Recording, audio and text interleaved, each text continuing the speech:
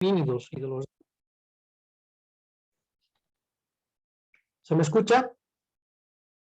Sí, perfectamente. Ah, ya. Se había nutrido de muchas palabras que habían surgido especialmente en África, como vamos a ver más adelante, ¿no? Y también se establece a partir de este primer idioma que la evolución del ser humano, la evolución en sí, no es solamente genética, es también lingüística, ¿no? Y esto además porque el primer idioma, la capacidad de hablar del ser humano, lo produce un gen que muta a partir de un importante cambio climático que se da en el tránsito del Pleistoceno al Holoceno, es decir, cuando termina la era del hielo y comienza la desglaciación, comienzan a surgir los valles, las lagunas, la agricultura, en torno a los grandes glaciales que habían surgido 100.000 años antes, como son la cordillera de los Andes, el Himalaya y los Alpes, ¿no?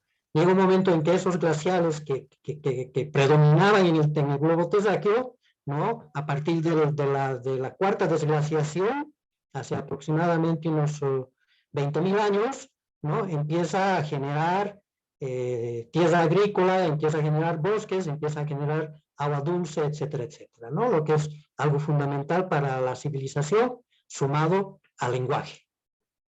Y esto se debe, como reitero, a una mutación genética que produce ese importante cambio climático. Como habíamos dicho, las glaciaciones y las desglaciaciones se dan en un plazo, en un periodo de 100.000 años, ¿no? Cada 100.000 años es el momento en que la Tierra está en un punto orbital respecto al Sol, ¿no? Entonces, hay cambios climáticos que son naturales, astronómicos, inevitables. Bien, para redondear toda esta introducción que hice, me permití preparar unas diapositivas que más o menos nos va a hacer redondear todo esto y profundizar el tema. Permítame, por favor, activar el material.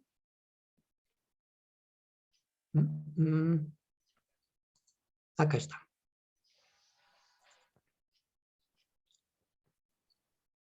Bueno, este era el cuadro que indica cómo esa desglaciación produce un cambio genético y ese cambio genético produce el habla humana y eso produce también una migración, ¿no? Que empieza en África y va cruzando el Mediterráneo, se va hacia Europa y se va al Asia, ¿no? Entonces la humanidad surge en África. Los primeros idiomas se hablan en África, inclusive hace 20.000 años. Las primeras palabras, algunas de las palabras que los biólogos evolutivos encuentran en el primer idioma indoeuropeo o euroasiático, perdón, provienen de África, tienen su raíz en África. Y una de esas palabras es mamá, ¿no?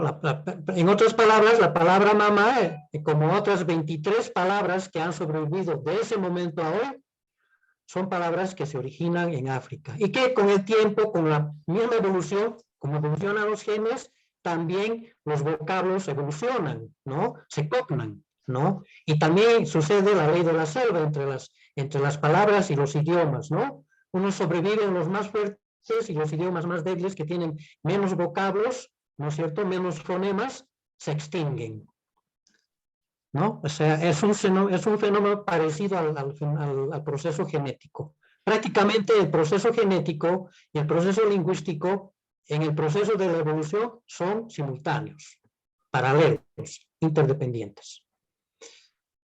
Habíamos dicho que la palabra mamá y su sinónimo madre proceden una misma raíz lingüística, ¿no? En todos los idiomas del mundo, ¿no? Por eso es que, y eso es lo que a mí me llamó la atención desde mucho tiempo atrás, porque es que la palabra mamá se habla en tantos países, con poca variación, ¿no? El lenguaje, habíamos dicho, es fruto de una importante mutación genética del Homo sapiens. Hay un colaborador de Max Pagel, un es un científico neozelandés que colabora con el equipo de los biólogos evolutivos, que se llama Quentin Atkinson. Él es quien sostiene que el África no es solamente la cuna genética del ser humano, sino también la cuna lingüística del ser humano, ¿no? Y la principal evidencia de eso, dice él, de que el ser humano se originó en África, consiste en la diversidad genética, que la diversidad genética es mayor en África y se reduce a medida que las poblaciones se alejan de ese continente. ¿Qué quiere decir con esto, Atkinson? Que en África existe mayor concentración genética y mayores genes entre los africanos. Y por tanto también mayores anticuerpos, mayor resistencia y mayor posibilidad de diversificación, ¿no? A diferencia de otros países, de otras comunidades humanas que tienen menos carga genética. Y aquellos países, aquellas poblaciones que tienen mayor carga genética, también tienen mayor carga lingüística. Eso es lo interesante, lo fascinante de este asunto, ¿no? Es decir, a mayor carga genética corresponde mayor carga de fonemas, ¿no? Por ejemplo, las lenguas nigero-congolesas, es decir, de esa zona del África donde se produce este fenómeno originario, tiene un árbol genealógico lingüístico con una data aproximada de 20.000 años, es decir, que la palabra mamá ya existía hace 5.000 años antes del surgimiento de las lenguas indoeuropeas. Otra cosa interesante que dice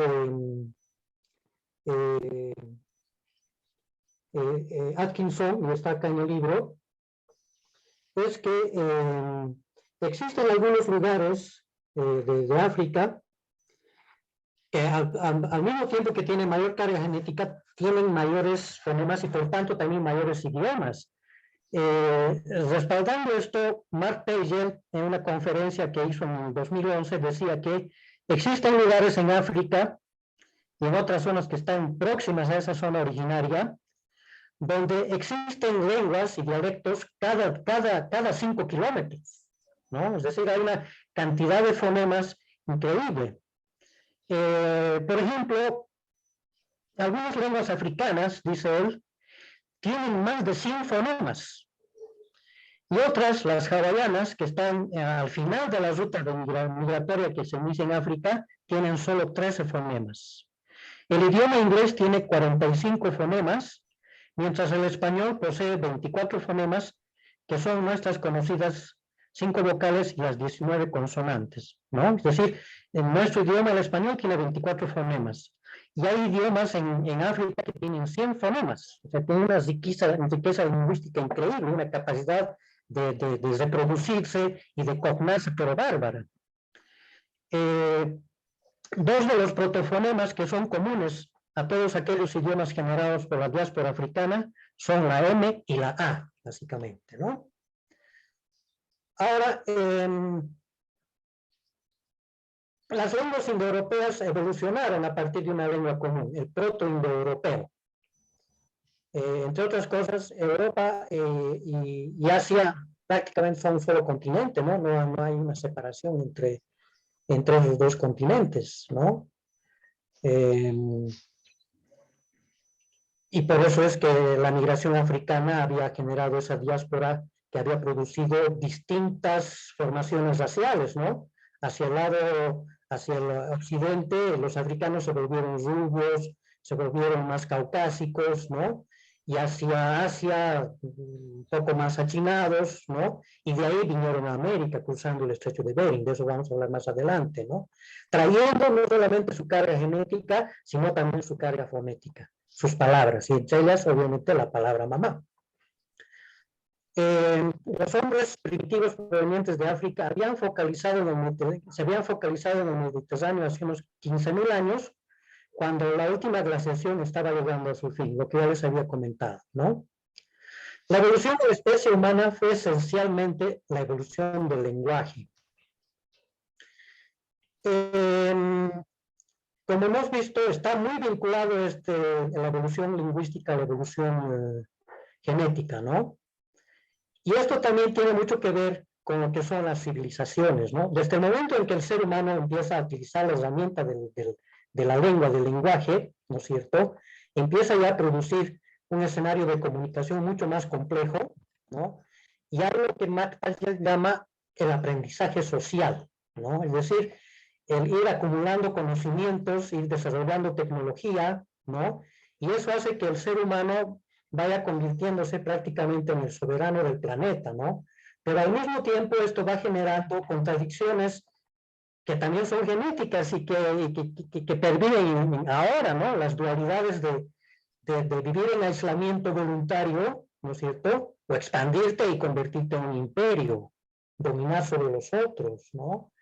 Eso se origina en el momento del surgimiento del lenguaje, porque a través del lenguaje el Homo sapiens, que ya se convierte en un ser humano hablante, ¿no?, empieza a desarrollar ciertas relaciones de poder con los demás, ¿no? A través del lenguaje él puede adquirir conocimientos y puede adquirir tecnologías y puede mejorar sus tecnologías, ¿no? Y eso ha hecho que lleguemos a lo que hemos llegado ahora, a la era cibernética, gracias al lenguaje que ha activado su conocimiento y su memoria, ¿no? Y eso al mismo tiempo ha generado terribles conflictos de imperfección humana, ¿no? Eso le ha dado poder, ¿no? Ha hecho que unos países dominen a otros, que unas comunidades se sobrepongan a otras en busca de más territorios para la agricultura, etcétera, ¿no? Que ha sido el motivo original de la migración del hombre primitivo en África, salir de las cavernas para encontrar lugares para poder producir más alimentos, inventa la agricultura, etcétera, la pesca, etcétera, ¿no es cierto? Eso es gracias al lenguaje y a la tecnología que va desarrollando, gracias a ese aprendizaje social, ¿no? Y ya en un momento en que el ser humano se encuentra en la disyuntiva de compartir sus conocimientos, ¿no es cierto?, o guardárselos para sí mismos, ¿no? Entonces ahí ya la humanidad se divide prácticamente en dos clases. Aquellos que quieren expandir más conocimientos, no les tienen miedo a adquirir conocimientos, ¿no? Y van compartiendo y van también recibiendo, van adquiriendo conocimientos de otras comunidades, ¿no? Y en cambio hay otras comunidades que prefieren conservar sus conocimientos solo para ellos, son más endogámicos, ¿no? Y esos pueden ser ahora los que conocemos como los pueblos en aislamiento voluntario, tanto de la Oceanía como de la Amazonía, por ejemplo, ¿no? Que han optado por encerrarse en su propia cultura y no compartir sus conocimientos con otros, y eso los ha detenido en el tiempo, ¿no? Es otro tipo de, digamos, la anticivilización, pero imagínense, ha sobrevivido hasta ahora.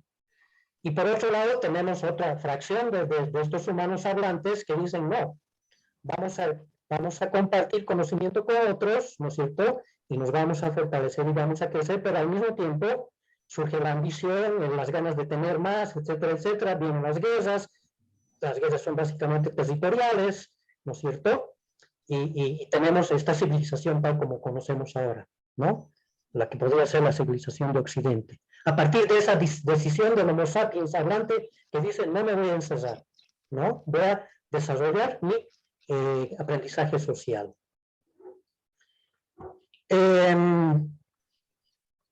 Y eso es lo que da lugar a la civilización con sus luces y sombras ahora.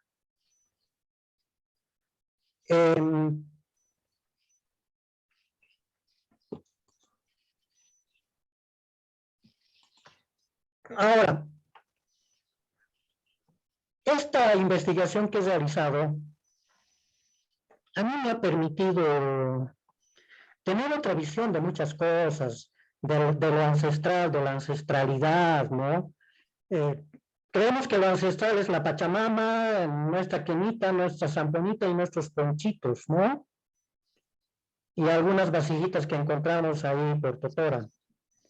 No, pero la ancestralidad nuestra ancestralidad está en la Siberia, está al otro lado del estrecho de Bering, ¿no? Como vamos a ver con imágenes más adelante, ¿no? Este momento fundamental de 15.000 años atrás, del descubrimiento del primer idioma con los 23 vocablos que sobreviven ahora, hasta ahora, en este siglo XX, desde hace 15.000 años, con variaciones, con cognaciones, ¿no? Como como toda mutación genética, ¿no?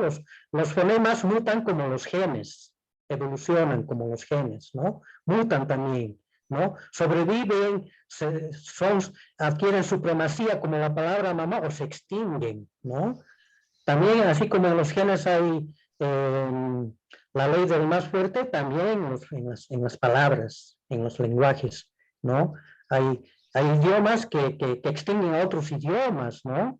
El latín, por ejemplo, ha sido extinguido por las lenguas romances de los esclavos, por ejemplo, ¿no? Y esas lenguas romances, que son el español, las lenguas itálicas, las lenguas germánicas, vienen a América, ¿no es cierto? Y nos hacen desaparecer un montón de lenguas nativas, especialmente en la Amazonía, ¿no? Todo eso es evolución, no solo genética, ¿no? Ahora, les decía que he aprendido a comprender las cosas de otra manera a partir de esta investigación. Por ejemplo, he visto que la Biblia es una hermosísima, es un libro de una hermosísima crónica periodística de lo que sucedía en aquellos tiempos inmemoriales, en aquellos quizá 15.000, 20.000 años atrás antes de Cristo. El Antiguo Testamento, por ejemplo, nos habla del diluvio universal, y el diluvio universal no es nada más, creo yo, tampoco me quiero considerar el dueño de esta verdad. El diluvio universal no es nada, descrita por el Antiguo Testamento como una crónica periodística. Creo que no es nada más que una descripción de este proceso de cambio del Pleistoceno al Holoceno, de ese momento de descongelamiento de los glaciares, del surgimiento de los continentes, de los océanos, de los bosques, los valles, los lagos, ¿no?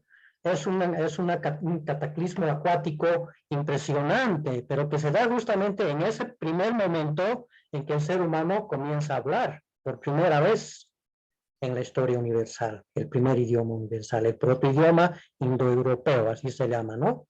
Con 23 vocablos que aún sobreviven en este siglo XXI, uno de los cuales es la palabra mamá.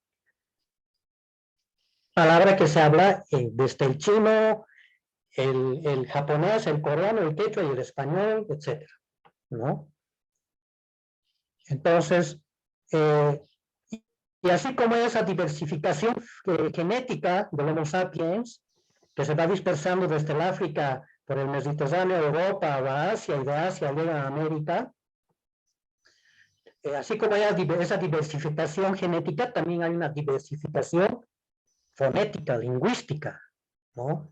Es decir, así como los genes mutan, así como mutó ese gen del habla, del cual vamos a hablar un poquito más adelante, también los fonemas mutan, se cognan en este sentido, ¿no? Se transforman, ¿no? Vamos a hablar más adelante un poquito de lo que es la cognación, ¿no? Es muy importante en la evolución lingüística de la humanidad, el fenómeno de la cognación. Les voy a explicar un poquito con más detalle eso adelante, ¿no? Pero volviendo al diluvio universal, también estamos ante la Torre de Babel. O sea, ese éxodo que se produce en ese momento del tránsito del Pleistoceno al Holoceno, cuando se da la desglaciación, cuando se produce esa mutación genética en el gen del habla, en el ser humano, y cuando el ser humano ya empieza a crear su civilización, aquel ser humano que se vuelve exogámico, porque hay otro ser humano que es endogámico, ¿no? El del aislamiento voluntario. Esa es la dualidad verdadera en la especie humana. Pero al mismo tiempo, ¿no es cierto?, en ese momento del diluvio universal, podríamos decir, en términos bíblicos, también se produce la Torre de Babel.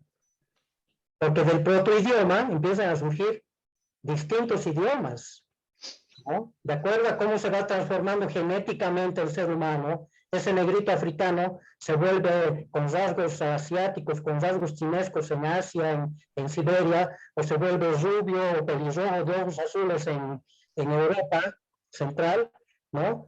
También sus fonemas y sus palabras se van transformando, ¿no? Y eso es lo que crean las ramas lingüísticas de la humanidad.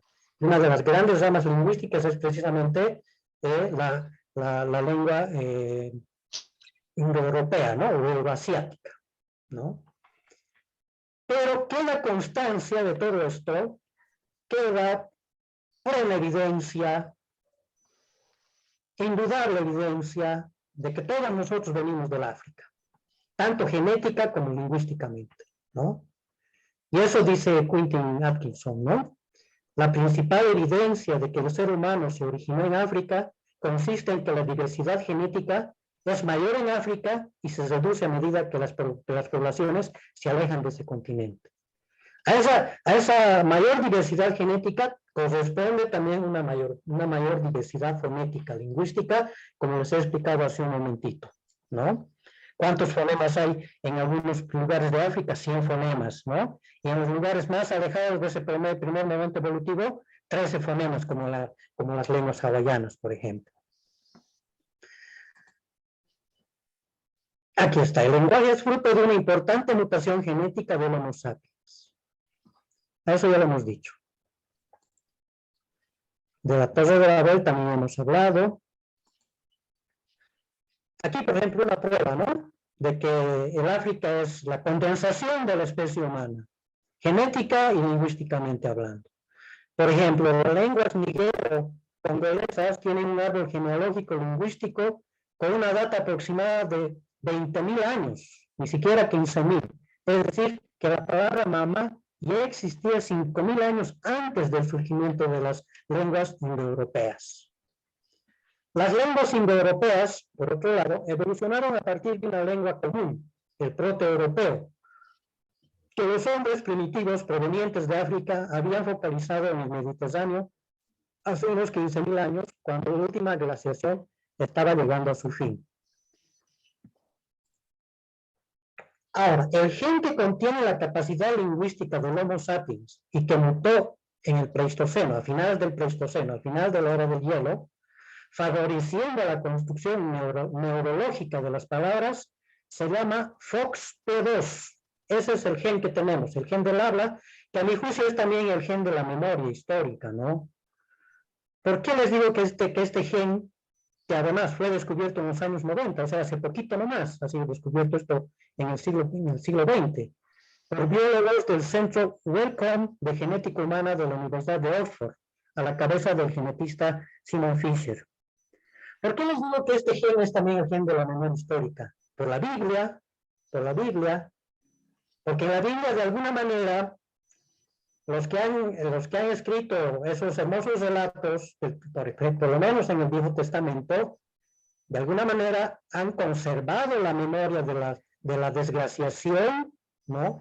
Y han conservado aquel momento en que el ser humano empieza a diversificarse lingüísticamente, en que ese primer protoidioma, cuyas 23 palabras todavía subsisten ahora, empiezan a diversificarse en distintos países de distinta manera, empiezan a cognarse. Y no había escritura, ¿no?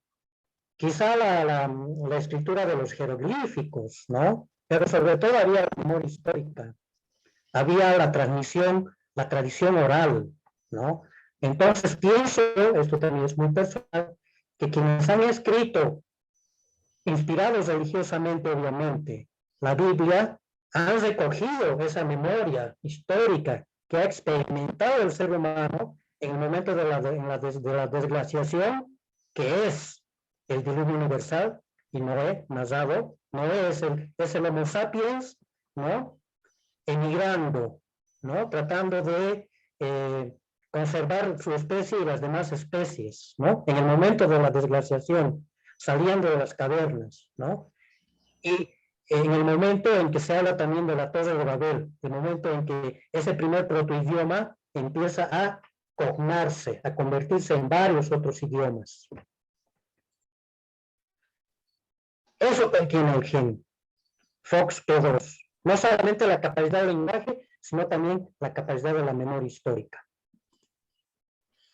La evolución de la especie humana, como dijimos, fue esencialmente la evolución del lenguaje.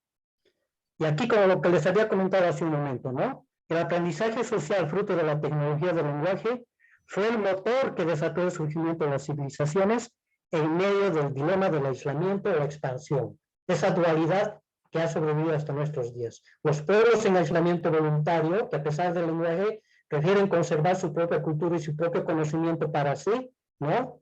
O aquellos otros que han decidido expandirse y nos han dado lugar a imperialismos, colonialismos, etcétera, etcétera, ¿no?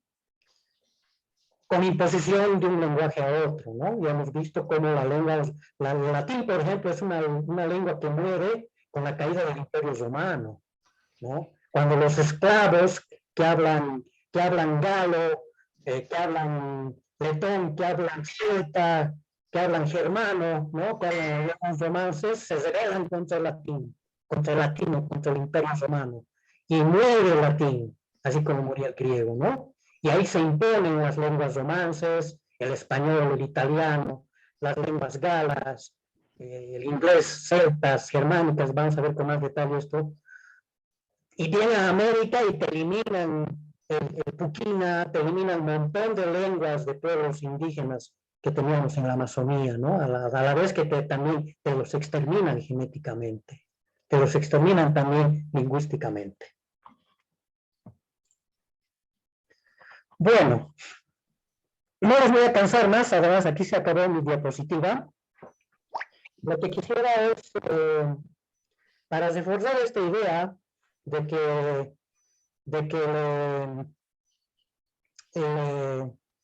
el ser humano, todos nosotros somos africanos, y nada raro también Adán y Eva haya sido africano, ¿no? Y sobre eso quisiera presentarles un videíto que hemos trabajado con nuestro buen amigo Stefan Buchner, y que quisiera, por favor, que lo exhibamos ahora. La señorita lo tiene ahí a la mano, ¿no? Por favor. La manera de tomar un decreto. El anillo sí está bonito. Sí, pues. La cadena no me gusta, pero ya ni sé. ¿A ti te gusta? Apaguen, por favor, su micrófono. Señora. Bueno, apaguen el micrófono. El único que tiene que tener micrófono es Wilson. De nuevo, por favor, el video. ¿No se escucha?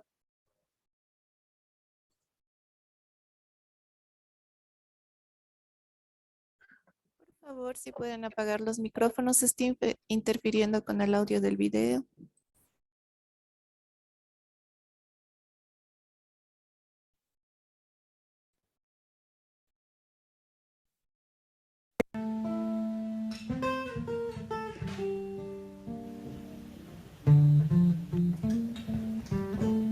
Cuando vi el libro de Wilson García Mérida sobre el origen de la palabra mamá, me recordé de una señora que en una iglesia preguntó a un padre sobre el color de piel de Adán y Eva. Pues no sé, hija, no dice en la Biblia, contestó el sacerdote, pero fíjate, hasta en los cuadros antiguos siempre se los presentaba con piel blanca. Y es cierto, el arte religioso siempre se los muestra de esta manera.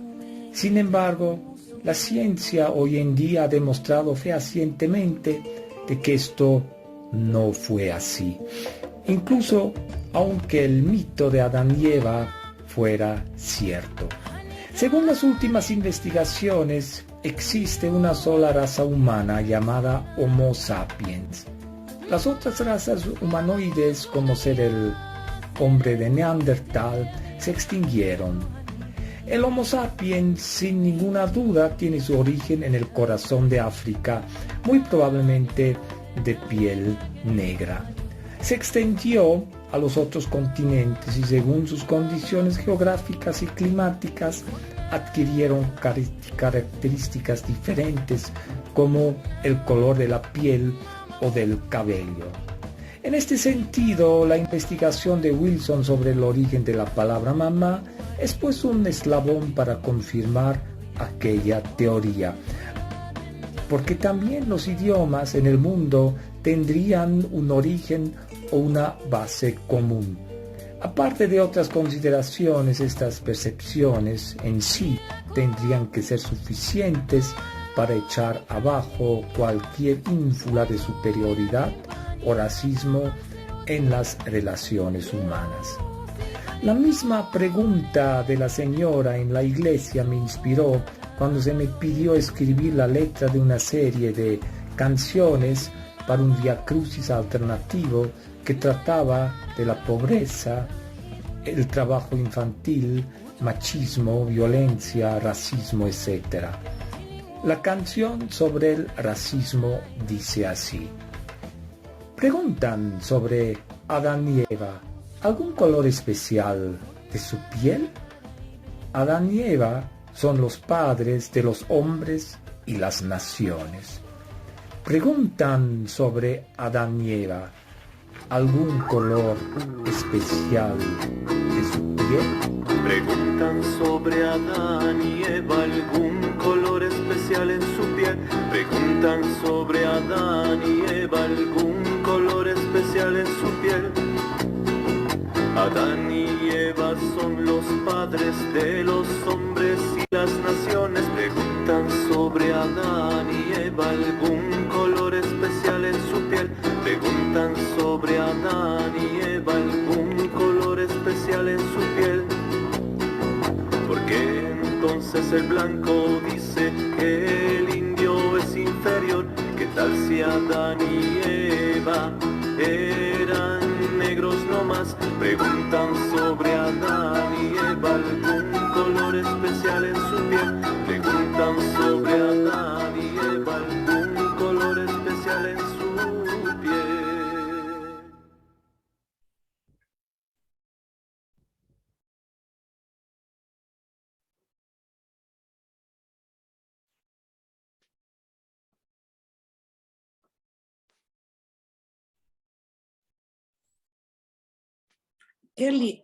Qué lindo el video y muy interesante todo lo que acabamos de escuchar. Wilson, continuamos con la exposición. Sí, Melita, si me permite, no sé si hasta Ya. aquí algún amigo tiene alguna duda, algo que podríamos aclarar sobre el punto que hemos abordado para entrar ya después en otro aspecto. ¿Alguien tendrá alguna consulta quizá? Con todo gusto vamos a absolver. Quizá alguna, O al si final, quieren, tienen ahí en las reacciones de su plataforma, hay una que es levantar la mano. Pueden levantar la mano y así sabemos que están pidiendo la palabra sin necesidad de prender la cámara.